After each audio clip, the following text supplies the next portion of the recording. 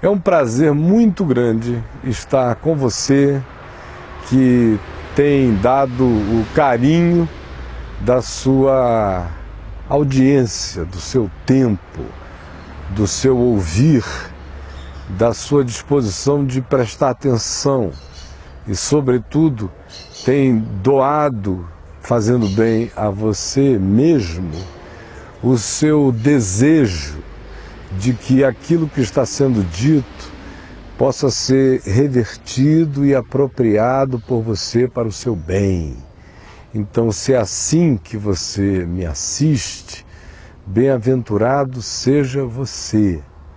Porque se não for assim, eu não sou o tipo de pessoa que está assim procurando audiência, nada disso. Eu já conheci o poder de todas as audiências do mundo, neste país, em muitos outros países, em muitos lugares, e não senti nada especial. Não consigo ser idiota, não tenho vocação para ser aquele tipo de gente que faz qualquer coisa para ter todo mundo prestando atenção. Não é o meu caso. Eu só quero, de fato, ter a atenção de quem, recebendo essa atenção sincera da minha parte, deseja ouvir, ponderar, ver se é verdade e, se for verdade, tiver o desejo de praticar. Do contrário, ficar me assistindo por qualquer que seja a razão, eu garanto a você, falando com todo amor, não fará bem a você. Não faz bem ouvir uma pessoa que está falando a verdade apenas por qualquer outra razão. Porque você acha o meu gorrozinho, o meu chapéu diferente, tem as minhas razões particulares para gostar dele, não tem magia nem simbolismo, é só um gosto. Ou porque você diz, ah, legal, o cara grava lá à vontade na casa dele, que bom. Bobagem sua, porque enquanto isso, o que eu estou pregando aqui é o Evangelho. E ele vai entrando. E se você não está com disposição de apropriar-se dele, ele pode produzir um cínico, que é aquele indivíduo que vai ficando impermeável e gosta por razões tolas, plásticas ou comparativas, ou seja lá o que for, por mera curiosidade, que quando vai se tornando crônica, sem que produza no indivíduo apropriações daquilo que na consciência ele diz, eu sei que é verdade, vai gerando um ser impermeável, depois meio cínico e que simplesmente diz, é legal, eu assisto o Caio Fábio uma vez por semana. Você está pensando que isso me diz alguma coisa? Não diz nada. Acredite em mim, eu fico só com pena, compaixão profunda, porque você está desperdiçando uma chance maravilhosa, porque eu sei que o que eu estou dizendo não é novo, é o Evangelho de sempre. Ele só está sendo dito por mim no meio de uma geração que esqueceu que o Evangelho, de novo. Mas é o Evangelho de sempre. Portanto, meu querido, eu quero convidar você a, sabendo disso, com essa atitude, com esse espírito, prestar atenção na leitura que eu vou fazer na carta de Paulo aos Efésios, numa carta riquíssima, que eu ficaria aqui anos expondo-a para você, mostrando as riquezas das verdades e das revelações aqui contidas, e aqui crescidas e expandidas, porque essa palavra é viva. Mas quero que hoje você preste atenção só em 2 versículos, no capítulo 4 da carta aos Efésios, versículos 26 e 27. Irai-vos e não pequeis. Não se ponha o sol sobre a vossa ira, nem deis lugar ao diabo. Irai-vos e não pequeis. Não se ponha o sol sobre a vossa ira, e nem deis lugar ao diabo.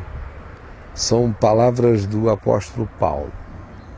Primeiro ele está dizendo que irar-se ser acometido pela subteza, pelo ímpeto, provocado por um desagrado, por uma injustiça, por uma perversidade, ou por uma desobediência crônica, ou por uma provocação, ou por uma hostilidade, e por causa disso irar-se, espumejar, avermelhar-se de ira. Ele diz que muitas vezes é inevitável, especialmente para a maioria das pessoas. A gente pode crescer, a gente pode desenvolver, a gente pode amadurecer e a gente pode se treinar no espírito, na força da consciência, para não se deixar entregar às subtezas das iras, mesmo que elas tenham as suas justificativas e razões, porque não há nenhuma vantagem em ficar irado. A maior vantagem é ser uma pessoa não irável, impossível de fazer-se irar. Se alguém consegue chegar a esse ponto, esse indivíduo está liberto de muitos males na vida. Mas Paulo diz que a maioria não consegue isso. Como ele está escrevendo para a maioria, esperando que entre a maioria alguns desejem escolher um caminho sobremodo excelente, um caminho que não seja o da maioria, porque a maioria é a média é o mediocre, no inglês seria mediocre, e vem da palavra que é mediano. Medíocre é um indivíduo que existe na média, é o filho da média, é o rei da média, é o medíocre. Mas como Paulo está lidando com medíocres, com gente que demora muito a entender que melhor do que a média é o excelente, é escolher as melhores coisas, é ambicionar as melhores perspectivas, valores e estados de ser e de manifestação de espírito, como ele sabe, no entanto, que é a média, é a maioria, é a majority, é a moralidade, é o pessoal da moral. Moral também é aquilo que é da maioria, e justamente, portanto, é o da média. Justamente, portanto, é medíocre, porque quem segue a média não conhece a justiça. A justiça, às vezes, vai para além de toda a média. No entanto, como Paulo está escrevendo para a média, ele diz: já que você não consegue não se irar, já que você não consegue evitar a subteza, então irai-vos e não pequeis. Eu acho isso de uma generosidade maravilhosa, porque nos traz para a situação na qual a média humana, a resposta da pulsão psíquica misturada com os instintos animais e que gera as nossas subtezas, as nossas iras, os nossos descontroles, são ainda tratadas com extrema bondade e misericórdia. Porque Paulo diz: enirando-se, na expectativa de que isso seja no máximo um episódio espalhado, espaçado, e não se transforme naquilo que ele chama de iras. Aqui mesmo em Efésios, versículos adiante, ele diz: entre vós não haja iras, que já é essa perspectiva desse negócio se tornando um espírito, algo crônico, sistematizado, contínuo. Não, se é episódico e que ainda é uma coisa da maioria, não é ainda o caminho melhor e mais excelente, mas ainda assim, Paulo diz: se acontecer, não transforme isso em pecado. Aí você chega para mim e diz: mas será que ira não é sempre pecado? A ira que é imotivada, ela é sempre pecaminosa, é aquela antipatia gratuita. aquela vontade de projetar a sua própria maldade como perversidade no outro. Essa aí é odienta, ela é homicida, é feia e, infelizmente, milhões a praticam sistematicamente dizendo eu sou assim. Mas não estou falando dessa baixaria, não. Eu estou falando de gente boa que tem acessos de algumas coisas desse tipo, como a maioria. E Paulo diz, se isso acontecer, que aconteça sem fazer você pecar. Significando dizer que até Deus olha para determinadas coisas e diz, considerando a relatividade dessa minha criaturinha, e considerando que ela ainda habita as dimensões da mediocridade em relação ao que ela poderia se tornar, se ela quisesse, crendo e confiando em mim, para esse nível, para essa percepção, essa resposta, ainda que não seja o ideal para ela, não recebe nenhuma imputação de pecado. E Paulo diz, mas não fique muito tempo nesse estado. Então ele diz, irai-vos e não pequeis, nem deis lugar ao diabo, não se ponha o sol sobre a vossa ira. Olha aqui, palavras interessantes. Irai-vos e não pequeis, não se ponha o sol sobre a vossa ira, nem deis lugar ao diabo. Ele diz que essa subteza que pode nos acometer, se ela for nutrida por nós, se o cara passar o dia inteiro remoendo aquilo para lá, para cá, zangado de mal, cheio de razões, cheio de direitos, com a cabeça fantasiando mil coisas, inventando, ele deve ter dito aquilo naquele dia, já era por isso, já era por aquilo, já vai criando uma construção maligna, vai criando um inferno na cabeça. Aí encontra o cara e isso se torna mais hostil ainda, e do lado de lá recebe uma devolução piorada, aí só aumenta tudo, é um negócio horrível. Se você teve esse acesso, mas de repente começa a nutrir isso durante o dia, chega nesse estado e vai dormir nesse estado, deixa o sol se pôr sobre a sua ira.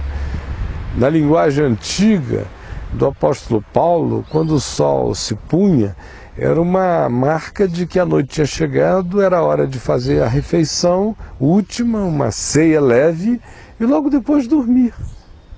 A maioria das pessoas tranquilas dormiam muito cedo na antiguidade, como dormem muito cedo do interior, como dormem muito cedo os caboclos da minha terra, especialmente ainda nas margens de rio que não foram visitadas pelos aparelhos de televisão.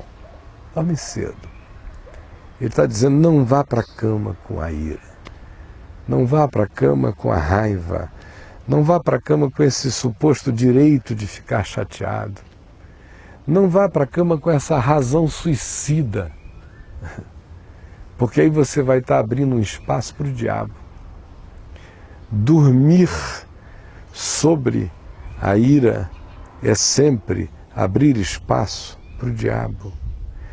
O diabo, o diabolos, o divisor, é aquele que entra nessas fendas da nossa existência, nessas penhas, nessas lascas, nesses mouros, entra ali. Aí entra e vai botando as raízes para dentro e vai para o inconsciente.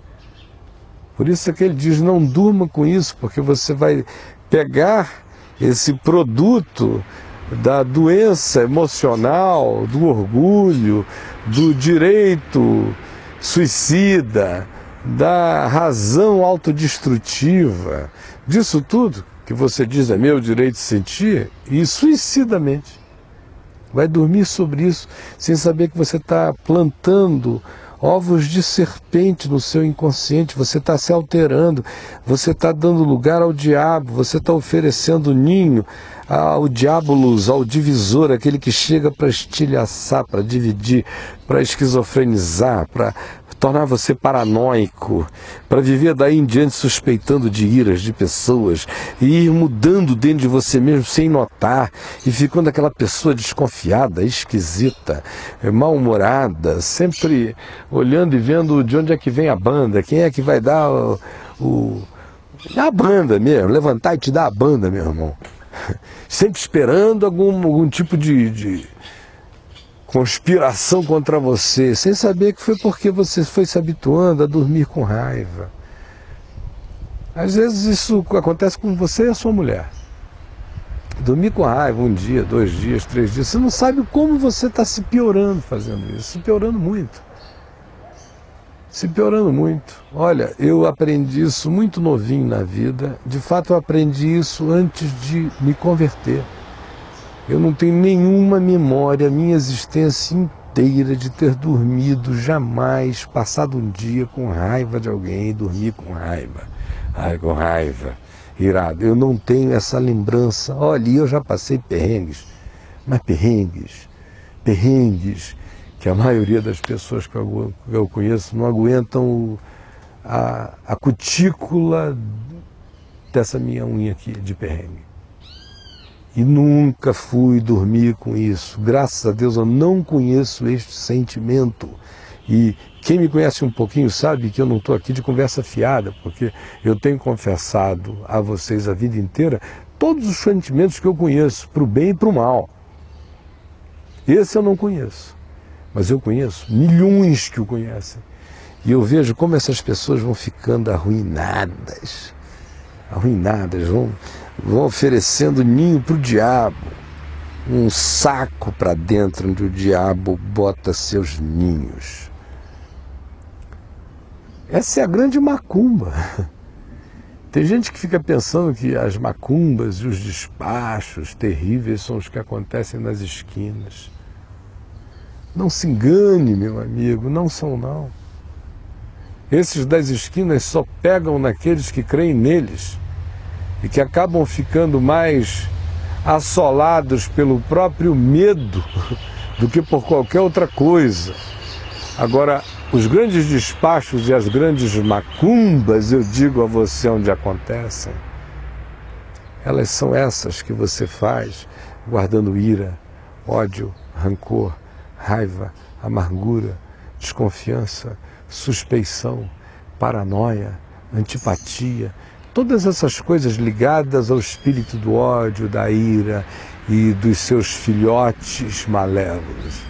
Você vai abrigando isso aqui dentro, vai dormindo, noite após noite. Tem gente que odeia anos a fio, meu Deus, anos a fio.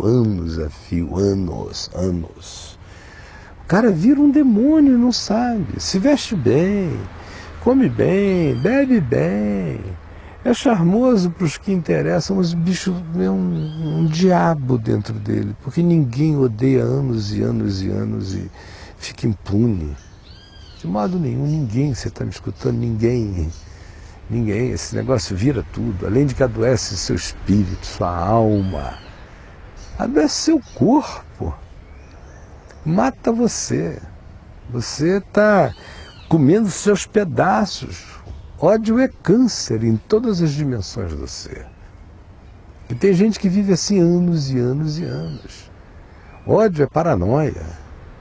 Ódio é doença mental. Ódio é escravidão. Ódio tira o indivíduo de qualquer que seja o caminho bom e o planta no chão da desgraça.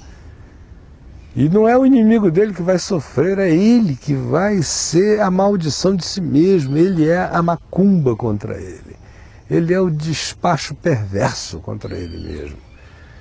Porque quem abre esse lugar, ainda que seja essa ira que começa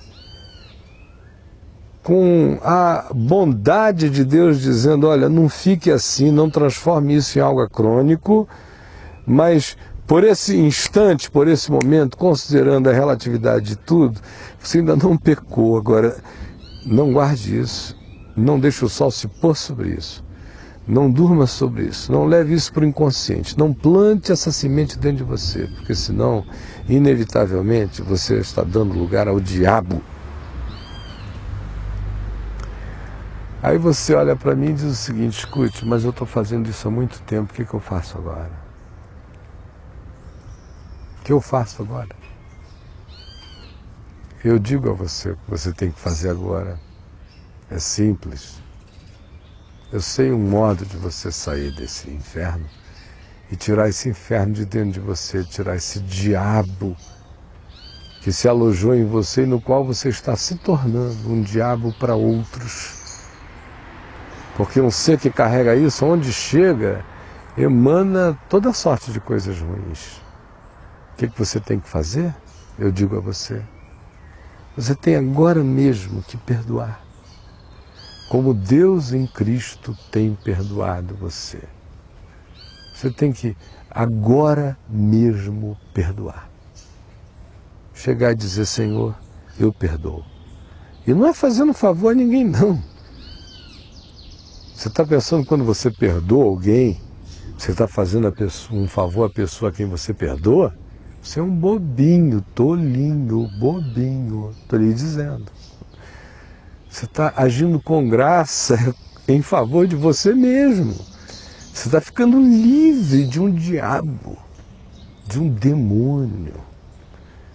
Você está deixando de ser uma macumba contra você, uma maldição ambulante.